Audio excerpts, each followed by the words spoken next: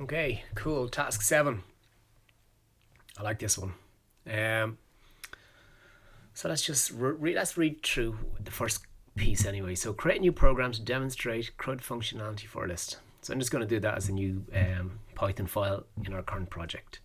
We need to be able to add to the list, view all the items in a list, view individual items in list.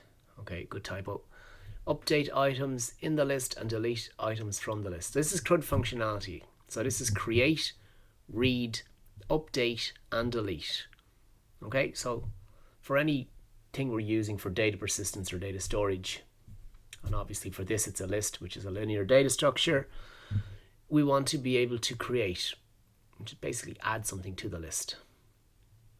The OR is read.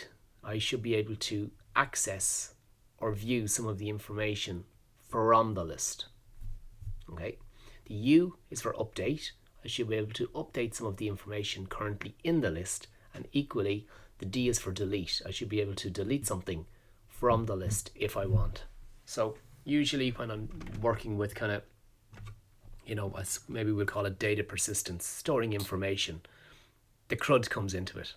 Create, read, update, and delete. That's the functionality that should be on offer for the information that we're storing. Okay, so it doesn't just apply to lists, it applies to a lot of things. So it's really cool just to kind of recognize what that is, or to be able to apply it to different things as we go. Okay, so we'll see this when we start to see some data structures and algorithms later on in the module. Okay. Okay, so I need a list, I need a program, I need to get going. What are we, task 7? I think I used task 4 to explain task 6, so I have no task 6, which is of no consequence to task 7. New Python file, and I'm going to call it task 7. So nice and clean. Let's go back to the requirements. We need a new list. I don't know what we call it. I'll put a comment in anyway and say that this is task 7. Task 7. Okay, I'll try and add a few more meaningful comments to this as we go. Okay. Maybe I'll put a comment in and say that this is our list to store names, not last. List. Okay, what will I call the list? What are we storing anyway? I don't know, we can call it whatever we want. Name list. Call it whatever, like this is it, just needs to be name list. Oh, changed my mind. No, I'm happy with name list. Okay, name list is equals to. Okay, so I can create a blank list if I want. I'm quickly going to start to realize that I haven't been asked to create a blank list. Okay, we've been asked to populate some values. So off we go. So inside double quotes, Bruce Wayne.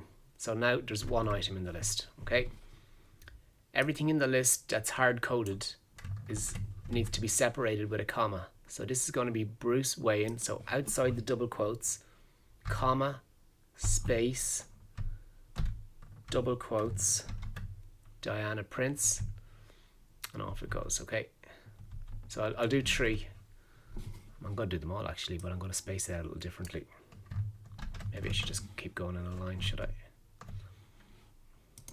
No, probably not. Oh, and I see, look, I've made a mistake. This has to be in double quotes. So you see the way Jean Grey is red underlined? This has drawn my attention straight to this. So I'm going to delete it, put the double quotes in, and then paste in Jean Grey. Okay? We're going to run into these little issues, and the more issues we run into, Steve Austin. I think Steve Austin is the $5 million man, but I am not sure. Okay, inside double quotes, comma,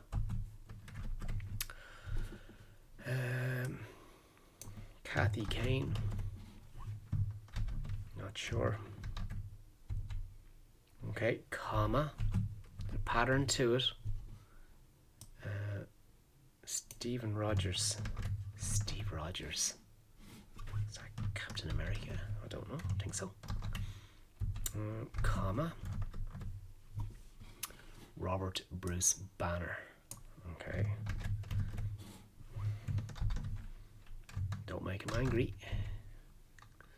Comma. Don't know.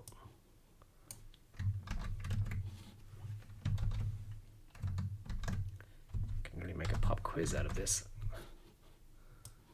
I think they're all superheroes. Memory serves. Okay, watch this, okay? Jane St. Ives, comma, and then the last one is Anna Marie, but I don't put the comma in for the last one, okay? So we start and go from Bruce, inside double quotes, Bruce Wayne, comma, double quotes, Diana Prince, comma, Jean Grey, comma, Steve Austin, in double quotes, comma, Kathy Kane, comma, Steve Rogers, comma, Robert Bruce Banner, comma. Okay, I don't think that's going to be an issue. Jane St. Ives, comma, and Anna Maria. So that's our list, okay? So I just want to see this. So I'm just going, you can actually get away with doing this. Okay, so that's my names list, okay? Super. So create the list. Let's print it straight back out, see if it works. Print, what did we call it? Name list. Print name list. So what are we, task 7? So that if you create a new file, you have to right click, run task 7 or run whatever it is to see what's there. Okay, so you can see there the list displays out. I'm going to make sure right to the end that everyone's in and that they all look okay. Perfect. Wow, okay, that was fun. Print the list. Okay, we've done that. Add Jay Garrick and Barry Allen to the list. Okay. So if we want to add someone to the list, that's easy. What is the name of the list? We'll do it two ways. Okay. So it's name list dot append. That adds something to the list. So let's hard code one straight in. Let's go for Barry Allen. Okay, that's Barry Allen in. The next one I'm going to do via a variable. So I'm going to say name, new name. Try and separate things out. New name is equals to J. I'm not sure if I'm spelling Garrick correctly, so I'll check. I-C-K-C, I knew. Okay, so now I have a variable. So I'm going to do the exact same as above.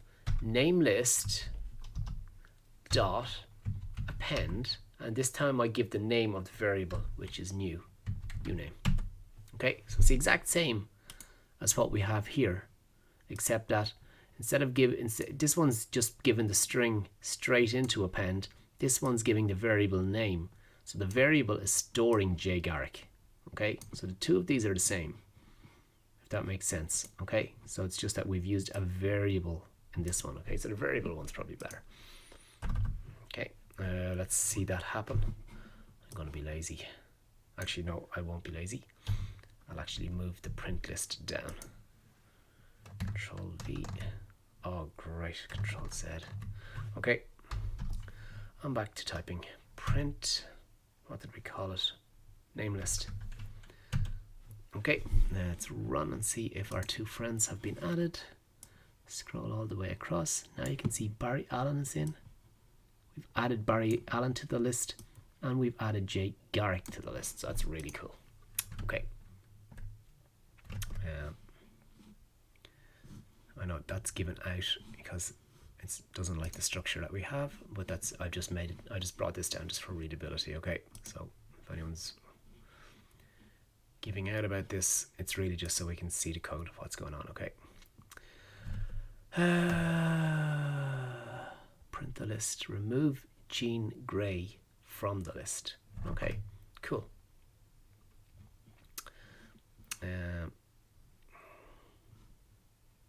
Okay, I'm going to leave the print list. That's the very last thing, okay? So I'm going to say, put a comment in that's going to be remove, R-E-M-O-V-E, remove person from list. Okay, so it's name list, okay, dot. Okay, now same again. The IDE helps us a lot, but we're interested in remove. So we're going to call remove. And who do we want to remove? Now we have to get this correct. So we want to remove Jean Grey. So it has to be the exact same, G-E-A-N-G-R-E-Y. Okay. I lost my printf, but I'll bring it back up. Okay, so that should remove Jean Grey from the list. Run. So Jean Grey was in the 3rd position. So Bruce, Diana, and then Steve. Jean has been removed from the list. Okay, so it's no longer, Jean is no longer in the list. We've gone from Bruce to Diana to Steve. Okay, excellent. Remove 6. So we print the list. We get that. Okay, everyone knows Robert Bruce Banner as just Bruce Banner. Update this in the list. Oh, okay. Now I'm gonna do this as what we'll call a hard code, in that we'll try and figure out where Bruce is in the list, and we'll change it that way. Okay. So here's our list. So Bruce Wayne is in position 0. Okay. So lists start counting at 0. That's it. So Bruce is in position 0. Diana is in position 1. Steve is in position 2. Kathy is in position 3. Steve is in position 4. And Robert Bruce Banner is in position 5. Okay, I'm going to double check that myself. So 1, 2, 3, 4. Hold on, I've lost it. 0, 1, 2, 3, 4, and 5. So 5 it is, okay? So I'm going to put a comment in for myself and say that Bruce, let's just do it right. Robert is in position 5. And so we won't forget. Okay, so we're going to do an update. So let's see if we can just print out Robert Bruce Banner. So I'm going to say print, and actually we'll do it as an F string. We're going to say in curly brackets, I'm going to type out the name of the list, which is name list, and then in square brackets, I'm going to put 5. So we're trying to access what's in position 5. Okay, I'm going to change this. I'm going to do a couple of versions of this to show what I mean. So new name of 5 is in position 5.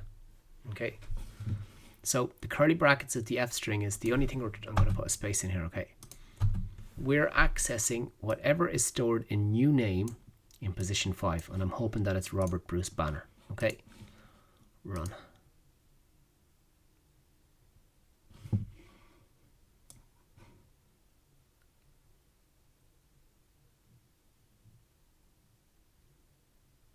No. Okay, so what have I done wrong? So it's saying A is in position 5. New name of 5. New name isn't the name of our list. So be very careful. So I would say, wow, A? There's no A stored in my list. So it's new list. So we have to be just careful with that, okay? And it's not new list. It's name list. Okay? So Jonathan's breaking all the rules with the coding in the evening. So sometimes when you're coding, when you're tired, it can lead to mistakes. So sometimes it's good. If you're feeling that you're tired of making mistakes, maybe just take a break or leave it till we're kind of fresh. So name list of 5. Robert Bruce Banner is in position 5. Okay, so I'm going to change this a bit. just for fun. And I'm going to say temp underscore name. Create a new variable called temp name, TEMP underscore NAME. And that's equals to name list for whatever is stored in position 5. Okay, and what we'll do then is that instead of name list of 5 here, I'll substitute in temp name. So maybe that makes it clear to see what we've actually done. So I've accessed what's in position 5 of the list, which is Robert Bruce Banner. I've stored that into temp name, and then I've displayed it out here as temp name is in position 5 of the list. Okay, you can see there, same result. Robert Bruce Banner is in position 5. Okay, cool. Oh yeah, that's not solving the problem. We want to update it. Okay, so that's just found Robert Bruce Banner in the list. So just to change something, I'm going to say name list for whatever is in position 5 is equals to. So basically I'm just going to change it. So whatever, I know it's currently Robert Bruce Banner, and I'm just going to change it to Bruce Banner. So it's basically saying that whatever is in position 5, completely update it and give it a new value, which is Bruce Banner. Okay, could be whatever we want, and that's fine. So you can see that when I run the list now, it's Bruce Wayne, Diana, Steve, Kathy, Stephen, and Bruce Banner. Robert Bruce Banner has been updated to be Bruce Banner. So absolutely fine. Okay, so we can change or update some of the information that's in the list. Okay, sort the list alphabetically. Okay, so to sort the list, this functionality is pre-built in. So it's name list dot sort. So we call the sort function, and it literally just sorts the list for us. Let's test it. You can see now it's in alphabetical order. Now the weird thing is, Bruce Banner is no longer in position 5. He's in a different position. Who's in position 5 now? 0, 1, 2, 3, 4, and 5. It's Jane St. Ives. Okay, so I've completely resorted the list, and that'll be like that going forward. Okay, but equally it's really cool just to be able to sort something. How many people are in the list? We call it the length, or maybe what we call it, number of people. Number of people is equals to name list. Okay, let's see, can we get it through the dot notation? See there, len is length. Double click it. So name list dot underscore underscore len underscore underscore roundy brackets. It's going to return the length of the list. I don't even know how many people are in this, so I'm just going to I'm just going to print out the number just to show this. Probably should just do this as a nice F string. I'm just going to print this as the number just to show what it is. Okay, so there's 10. We could do a nice F string, you know, they similar to what we have above, when there are 10 people in the list. Okay, so I'm going to let people have a go at that themselves. We're looking for inspiration on how that works. Apply set line 17 and 18 to what we have here in 25. Okay. Who is currently at the start of the list? Well, we can check that ourselves. Oh, I was going to say we can check that ourselves. We can print this out. So I'm going to create a new variable called first position underscore pos. So how do we find something at the start of the list? It's whatever's in position 0. So it's name list square bracket 0. What data is at the start of the list? Then we can print it out. Print, what did we call it? First pos. Okay, cool. And then we run, and it's given us Anne-Marie because Anne-Marie is at the start of the list. Who's at the end of the list? Okay, cool. There's two ways of doing this. The hard-coded way and using the length of the list. Okay, so, excuse me. The Okay, I'm going to do the hard-coded version first, okay? So I'm literally going to count. So Anne-Marie is in position 0. Barry is in position 1. Bruce is in position 2. Bruce is in position 3. Diana is in position 4. Jane is in position 5. Jay is in 6. Kathy is 7. Steve is 8. Stephen is 9.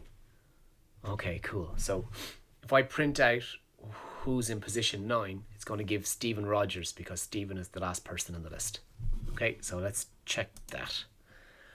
I'm going to say print.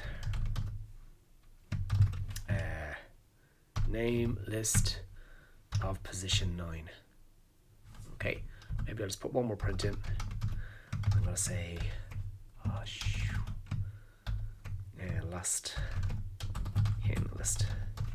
Just to separate it out so there's no ambiguity, okay? So this hard code. It's telling me that Stephen Rogers is last in the list. That's that, okay? Now, if I add someone else to the list, position 9 mightn't be the end. Or if I delete a couple of people from the list, there might be no position 9. So how could I get this into a variable, okay? So we've seen up above the number of people that are in the list. That tells us how many people are in the list, okay?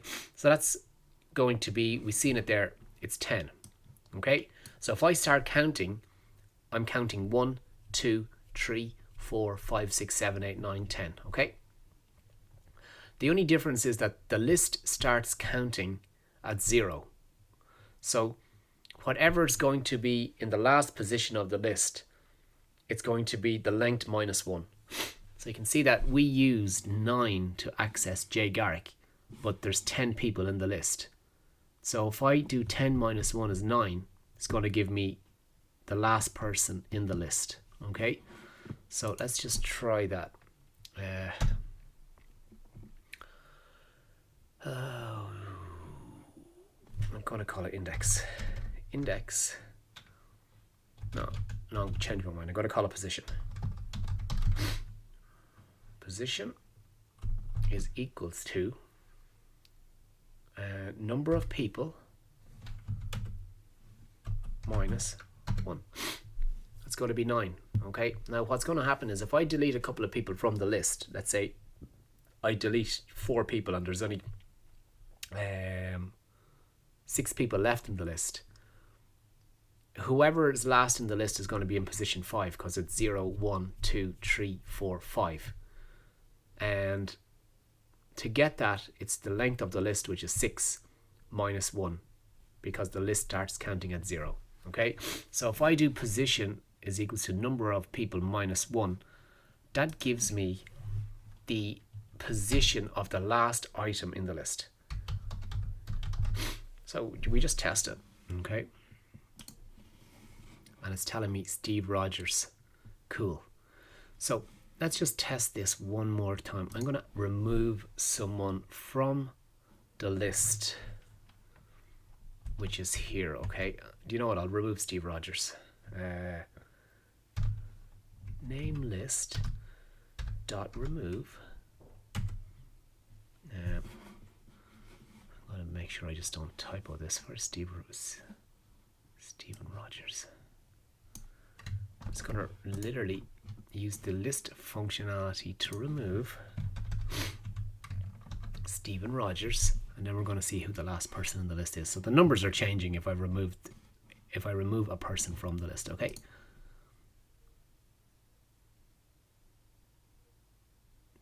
Oh, okay. That has messed with us. Okay, good. Why? This is good to see. So number of people was calculated before I removed someone from the list. Okay, so I need to recalculate this straight away. So last in list, so right here I need to say that the number of people is equals to the length of the list, the current length of the list. So this was the length of the list. Then I removed Steve Rogers, but this variable wasn't updated because the list size was 10. When I remove Steve Rogers, it needs to go to 9. And the only way I can check that is to actually call the function to get the size of the list again. Okay, so we rerun. I'll talk through this again. Okay, now it's Steve Austin. Excellent. Okay, so I'm going to scroll to the end of the list, and it's telling me that Steve Austin is at the end of the list, so that's correct. So to get the last in list, I'm asking the list to tell us how many items are stored in the list, and I stored this here. Okay, so for this I know it's 9, and I'm saying that the position in the list is going to be the number of people minus 1, because the list starts counting at 0. Lists count at 0. That's it. Okay, it's a bit weird, but we're going to have to bring our minds to start to think about this a little bit. Okay, and that lets us then access what's in, what are we saying, the list size is 9, so it's 9 minus 1 is 8. Whatever is stored in position 8 of our list, which is Steve Austin, display it out to us. So it's basically display out what the last item in the list is. Okay, so we'll build more examples of this as we go. So I know some of this may be a little bit strange, a little bit weird, a little bit wonderful, but we'll build up our skill sets with this, the more practice that we do. Okay, so just give this a bit of a practice, make sure we're familiar with it. If the lab seems a bit weird, solve it and then solve it again. You know, sometimes running through something once or twice can be super beneficial. So you know, the more we practice, the better we get with it. Okay, so hopefully this was helpful. Any issues, any questions, let me know.